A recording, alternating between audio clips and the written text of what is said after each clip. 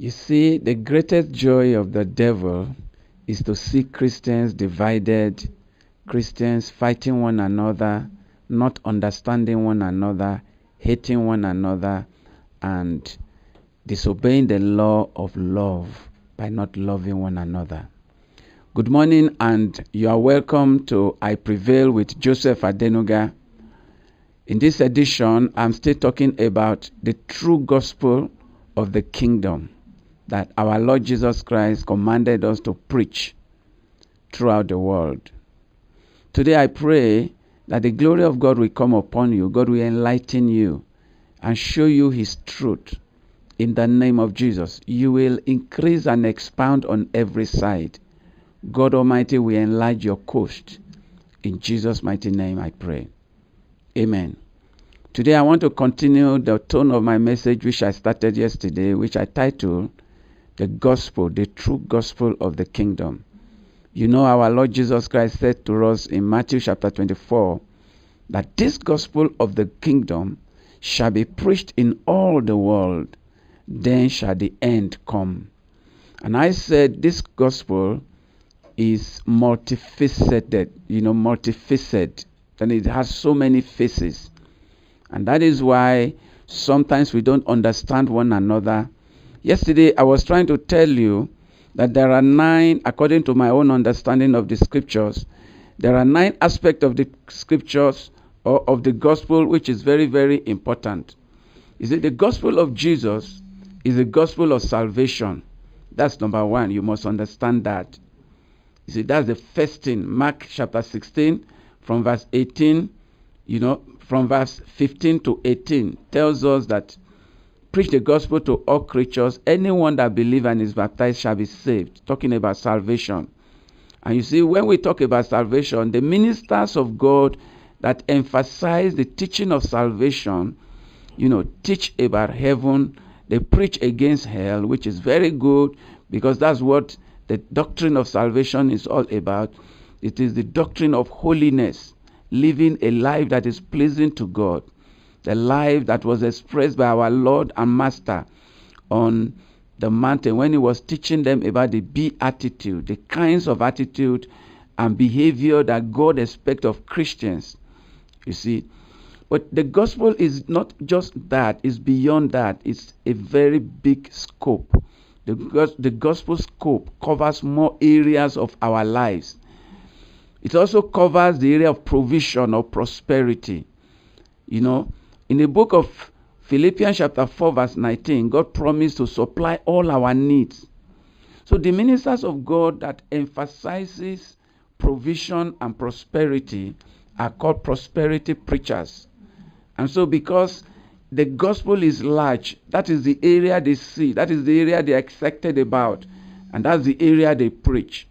You see, they are not wrong because that's part of the gospel. So we must embrace one another. Another scope, another aspect of our lives that the gospel embraces is healing. The gospel is also the gospel of healing because our Lord Jesus Christ, according to the book of Acts chapter 10 verse 38, went about doing good, healing all those who are oppressed of the devil because God was with Him. In the book of Matthew chapter 8, the Bible says Jesus Christ healed all manner of sickness and all manner of disease. Hallelujah. And so He said, as my Father has sent me, so I send you. So the gospel of Jesus is also the gospel of healing.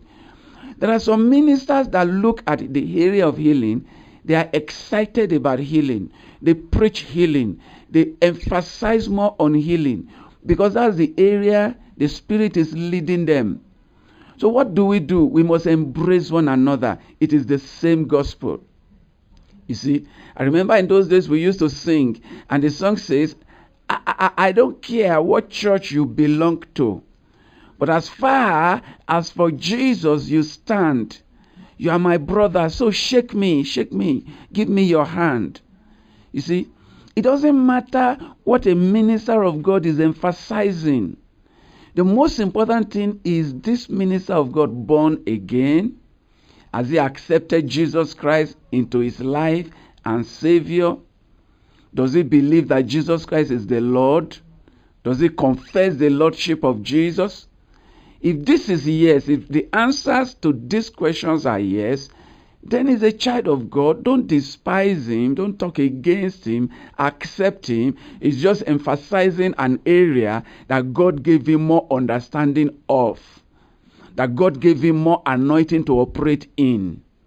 So you don't need to put down, and this is one of the reasons why people don't understand Christianity when we are fighting one another.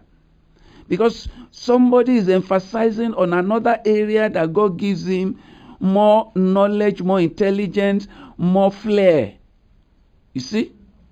So if somebody is a Christian, let me remind you of Jesus. The disciples, Peter and John, came to Jesus Christ our Lord. They said, see, we saw somebody casting out demons in your name. We don't know him. He doesn't follow us. So we have to stop him. Jesus said, no, don't stop him. There are so many people doing great things that you despise in your heart, that you don't like him, you don't believe him. It's like Peter and John. They saw somebody casting out devils and they said, Lord, we have to stop that person. Jesus said, you cannot stop him. You see, one of the greatest things that you can, one of the greatest things that grieves the heart of God is when we bring down ourselves. When a minister or a Christian is despising another Christian, it grieves the heart of God. Are we losing the teaching of love that we are taught by our Lord Jesus Christ, to love one another, to have one another's back? If Christians can stand together in unity in this world, Christianity is the greatest force on the face of the earth. Because Christianity is the only life. Every other religion is based on mere religion of do's and don'ts. Christianity is more than a set of rules. Christianity is the life of God in a human flesh. It's the Spirit of God dwelling, you see, inside of a man. Christianity is another life. Christianity is the life of God, you see, in a human life. When you receive Jesus, you have become a child of God. You have become a possessor of the life of God. And that's why 1 John chapter 5 says, he that have the Son have life, eternal life, the life of God. And that life is multifaceted. It expresses in several ways. It expresses itself in the gospel of salvation, in the gospel of prosperity, the gospel of healing, the gospel of deliverance, the gospel of peace, the gospel of life, the gospel of dominion, the gospel of power, and the gospel of success. When you see a minister of God preaching success, don't bring him down. That is worldly. The people of God must be successful. Before we get to heaven, we must demonstrate the life of God, that truly God is with us. Somebody must be out there teaching us about power. Somebody must rise teaching us about prosperity. Somebody must be there teaching us about healing. Somebody must be there teaching us about, you see, salvation and holiness. Because the Bible says, without holiness, no man shall see the Lord. So we must aggregate all these ministries together. You see, there are different gifts. It's just like our bodies have different members. The eye cannot say to the nose, I don't need you. Your hand cannot say to your leg, I don't need you. We are a body of Christ. We have different functions. And let me tell you, those ministers who have made it, who are rich, maybe they are preaching prosperity, they look down on some of the other ministers who don't have money. You see, God knows what he is doing. If a true minister of God does not have money, don't despise him. Give him. Don't look down on him. Help him. Let us be one. Let the Christian, world stand together as one. This is the message God sent me this morning. If you are hearing this, God wants you to love another brother. He wants you to love another sister.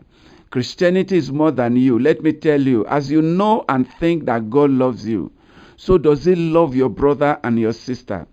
As you think God cares for you, so God also cares for that other person. As you think and believe that God loves you more than everybody, so also that person believes that God loves him or her more than everybody. And let me tell you, no matter how close you are to God, God loves us the same. The only thing is that the manifestation of that love is depending on the way we endear ourselves to the heart of God. But the love that God has for all men is the same. But you can make Him to love you by the way you behave to Him. But He loves us the same. When you know that He loves me as much as He loves you, then you will respect me. If you really love God, you will respect your brother. This way I'm going to stop. This is a message God sent me. Think about this, and I'd like you to rebroadcast this so that somebody else can get blessed. If this was rebroadcasted to you, you love this. You see, and you want this in an audio format on a daily basis through WhatsApp, then save my number. My number is +27 74 03 02 381. Save that number right now and go to your WhatsApp. Send me a message, say add me, and you will receive this message on a daily basis by the grace of God. Amen. And if you receive this on video, maybe through YouTube, somebody sent this to you on YouTube, you want to subscribe, I'd like you to subscribe to our YouTube channel. Our YouTube channel, the handle is Miracle Academy or Sunday Joseph Adenuga. Just type Sunday Joseph Adenuga, or you type Miracle Academy. Then you are going to see, in fact, our YouTube channel URL is www.youtube.com/successgalore. So go there and subscribe, and every day you will receive this YouTube message blessing you. Thank you so much. It is well with your soul. May you go from grace to grace. May you shine in the land of the living. In Jesus' name I pray. Amen.